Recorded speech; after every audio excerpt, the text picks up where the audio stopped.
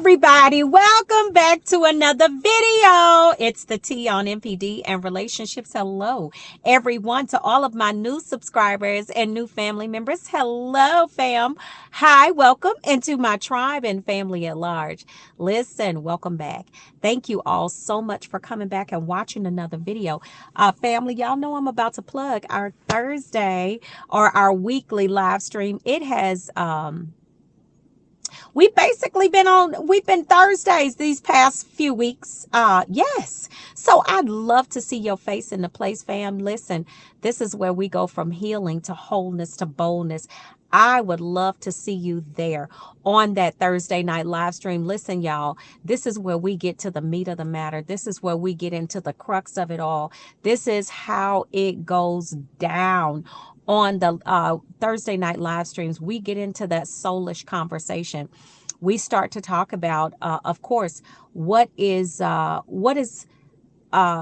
required to actually heal and to move forward from narcissistic abuse. Because listen, y'all, this thing ain't no party. Okay, it is definitely repair, rebuild. Okay, and I'm gonna tell you something. When you get into a space where you can actually be safe and heal and be able to have conversation about what happened, it is very cathartic and it leads to that place of healing and wholeness. So I'd love to see you on that Thursday night live stream, fam. It is important that we heal from the inside out. All right. So I'd love to see you there.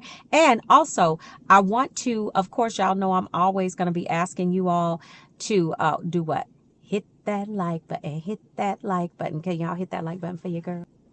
Y'all know I'm always asking y'all, please listen, hit that like button for your girl, because it is important, y'all. Somebody hit the like button for you. Can y'all do me a favor? If you love your sis, please engage. Drop a comment below. Hit that like button, okay, y'all?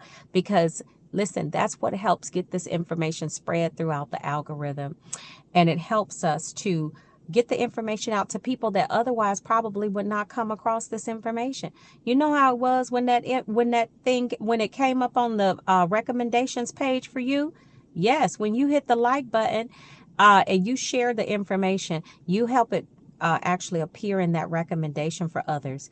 Okay, so they can get the healing and the help that they need. All right. And y'all, last but certainly not least, I want to plug the book. It is pinned in the description below. Yes, it is, y'all.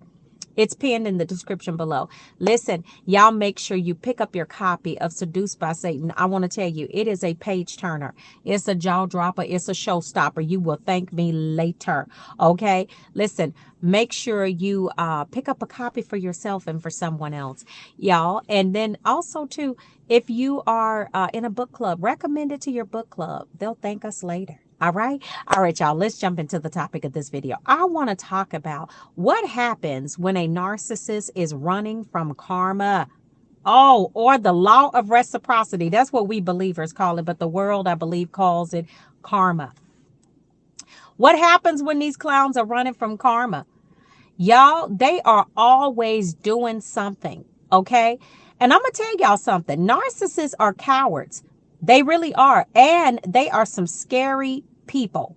When I say scary, I'm talking about they are literally running, okay, from payback. A lot of times they done did other people in. They've actually cut up on some folks and, you know, just really not been the kindest people to some folks out there. And you got folks looking for them. Yeah, they looking for these clowns. Right. And so a lot of times what happens is when narcissists get with you, they are shielded, okay, from a lot of this crap that they would otherwise have to pay for. And so, you know, what happens when they're running from karma? You know, when that thing is chasing them down and trying to go ahead and serve them notice at their address. Because I'm going to tell you something. Karma is a patient gangster, baby, and it don't never lose an address. But there is a way that narcissists, how they manipulate that karmic system, they call it. I guess, I don't know. The law of reciprocity, they kind of manipulate that thing in a way where, God sees you as a God-fearing individual. A lot of times, I'm gonna be honest with you, y'all, we were taking the brunt of that thing too, because of when we really look at it from a spiritual perspective, being with a narcissist is definitely a different experience. And a lot of times, unfortunately, we were walking in disobedience. Being with that narcissist, even if we didn't understand what it was at that time, we understood that there was a heck of a lot of manipulation going on.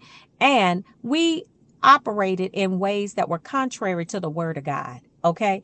When we were with these clowns. So yeah, let's get into the meat of it. Let's talk about it. Let's talk about what actually happens when a narcissist is running from the karma that they got coming to them. That law of reciprocity is on their heels. I'm talking about it's on their helmet and they can't take it. So this is what happens, y'all. Okay, so you were the primary supply. You were that person they parentified. You were that person that helped them, basically gave them that admiration, the validation, and all of these different things. Now, what you didn't know is that for a narcissist to become who they are, that toxic narcissist individual, okay, basically they had suffered trauma also in their childhood. Okay. These were things that, certainly they couldn't help. These are things that, listen, the narcissists didn't do it to themselves. They basically had situations happening, right, in their household that were beyond their control as children. So they come out being this fake individual trying to trick people, to believe into believing that they are really a kind person, that they're nice and, they deserve to be respected and loved and everything. But what happened is now when the narcissist got with you, okay, they had already been with other people. Okay. And they had done those people so wrong, but you could just see the grace of God in this situation. But anyway, they ran into you. Okay. This was where it went all bad and all wrong, because you being the wonderful person that you are, have a good heart, trying to see the good in people. You know what I'm saying? Trying to help the narcissist. So you actually allowed them to escape for a moment, during that relationship, all of those negative emotions and all of those consequences, so to speak, that they should have been getting from treating other people horribly, right? But you step in on the scene and, you had trauma and things that you needed to deal with, but you ended up with this narcissist. Now, guess what you just did? By allowing that narcissist into your life, you basically gave them a shelter from the rain or the law of reciprocity, so to speak. Yeah, you did. Because guess what? You didn't deserve all of the punishment that the narcissist had coming to them. So guess what happened? When they were able to run into you and to get that shelter from the storm, you actually delayed that thing for them. This is how they run from it. I'm going to tell y'all, this is why you don't never ever need to take these clowns back. You need to leave them out there. Let them get what's coming to them. Yeah. Because this is how they run and circumvent the situation. They keep going back and forth, back and forth. And see, a narcissist know what time it is. They know what type of person you were to them. They know how you helped them, how you loved them, how you did all of that, right? But see, what you don't understand and what we didn't understand is that, listen, the narcissist had some pretty devastating, damning things coming their way that we actually, when we allowed them to come into our lives, what we do is we halt or we delay and stop the process. Why? Because guess what? The narcissist, they understand that you don't have that mess coming to you. They got it coming to them. So as long as they can stay in your good graces and, stay in that place of safety with you, then guess what? It's going to shield them from a lot of that mess that they got coming to them, because God's not trying to get you, trying to get, basically that narcissist. It's time. The enemy knows that it's going to be high time to pay them back. And the Lord doesn't want all of that mess to fall on you, although we open the gate through our disobedience. When you allow narcissists to come into your life, you don't open the whole portal. You understand what I'm saying? Because these people don't come with goodness and mercy. They come with curses and damnation and everything else. Y'all see that? You see how your life changed when the narcissist came into your life? I mean, you see all of the horrible things that you had to endure when these clowns showed up. I mean, a lot of y'all, if you testify for real, I mean, how many things did you lose? Let's not even get on the subject of health. Man, when this narcissist showed up on the scene, listen, you had to, now you're going to the doctor more than you ever did before. Because of the stress that the narcissist has you under mentally, it's causing you stress emotionally and physically. Everything is breaking down, unfortunately. But this is what happens when you are dealing with a person that is running from something that is definitely owed to them. And that not only is it owed to them, but this is part of their repayment for all of the horrible things that they've done to people. I was waving at my neighbor, y'all. So, but all of the horrible things that has been done to them. So I want y'all to understand something. When you see a person that is this manipulative, and y'all wonder how come they ain't getting this back, why a lot of times the narcissist is not. And I've been asked that question so many times. How is a narcissist able to live how they live, and they don't get their law of reciprocity or their karma back? A lot of times they're able to circumvent it and severely delay it coming to them because you won't let them go. Or they run into other people that don't know, their game. And then that other person stands in the way of them getting what they righteously deserve, which is punishment. Okay? Seriously. And the narcissist knows this. That's why they told you. Let me tell you how you know. The narcissist told you, ever since you came into my life has been so much better. I haven't ever felt this happy and this loved before. And you just really make me feel like you are just here to help me, and I can trust you. You're loyal. And I just feel safe with you. How many of y'all got told that? Want to raise your hand? How many times did the clan of crows tell you that? They never seen the narcissist this happy. Oh, they never seen the narcissist. Oh, they just act like they're just so, we're so happy for them that we've never seen them blossom and be this happy and upbeat. Yeah. Talk about a shelter from the storm. That's you. That's you. You and all of your love and your big heart. I'm going to tell you something, fam. Let me tell you this. Let me wrap it up like this.